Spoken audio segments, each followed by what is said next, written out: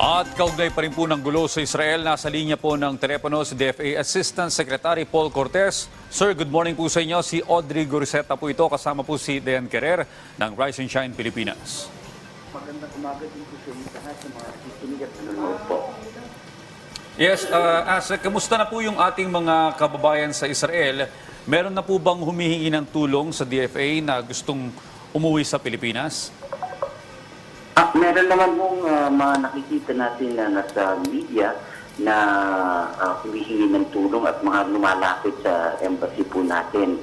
And so far, according to our embassy naman, lahat po ng mga kababayan natin ay all accounted for at kahit pa paano, hindi malayo sila sa harm's way and are safe, kumbaga, marked safe.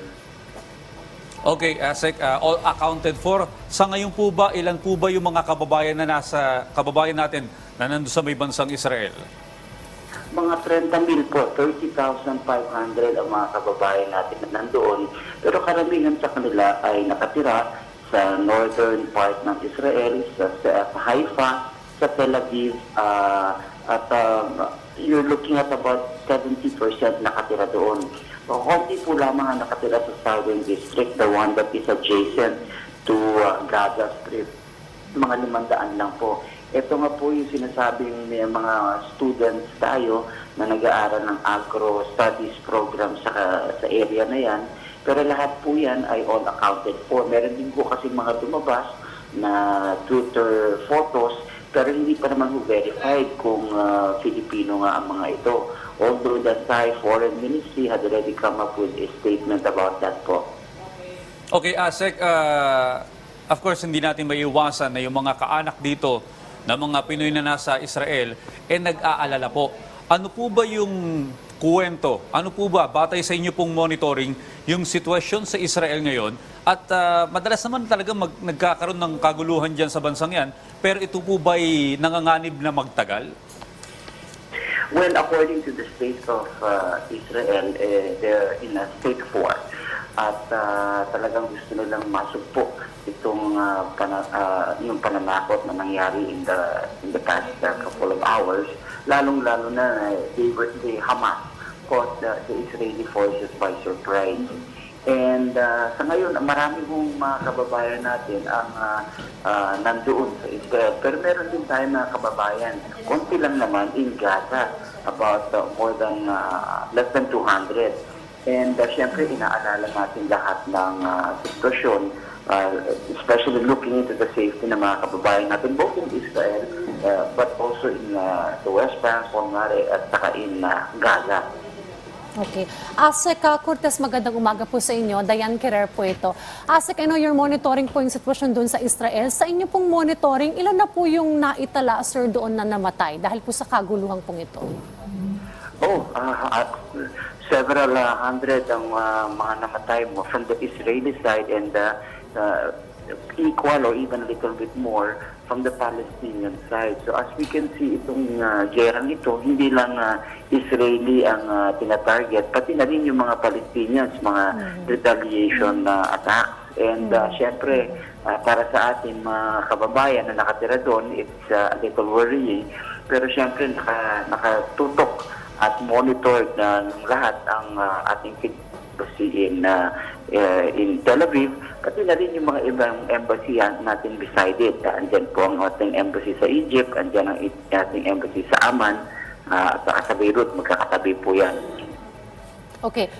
Asek, ano po yung mga pwede po nating tulong o assistance na naibigay na o posible pa pong ibigay po sa ating pong mga kababayan? Nahihingi po ng tulong po sa inyo pong ahensya, sir? Sa atin, kung sakaling ang mga kababayan natin would request evacuation at repatriation, andyan po ang Pilipinas, andyan po ang Philippine government para tulungan silang balik ng bayan natin. As far as evacuation is concerned, syempre pinakikinggan din po natin ang local government, ang Israeli Home Front Command, dahil sila po yung nangangasiwa ng security situation in Israel.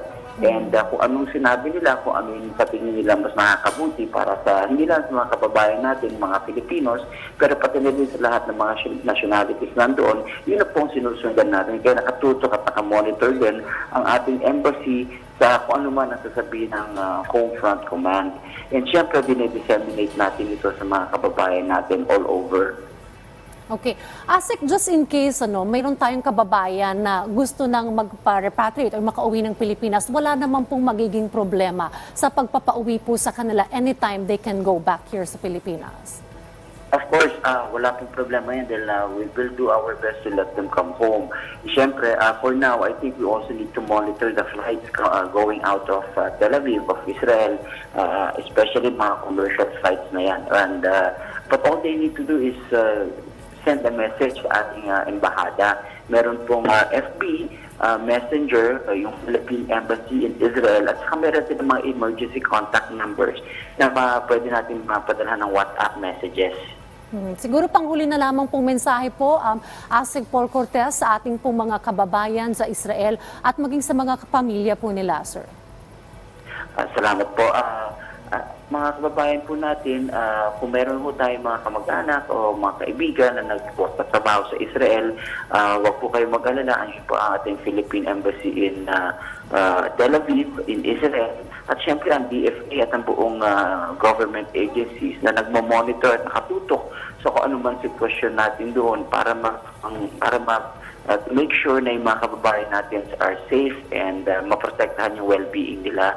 Kung sakali mag-message lang po tayo sa Philippine Embassy sa Israel, din sa kanilang Facebook page, at meron din silang WhatsApp number kung sakali gusto natin na mag-get in touch with our embassy. Well, maraming salamat po sa inyong oras at sa update, DFA Assistant Secretary Paul Cortez. Thank you po, Asik.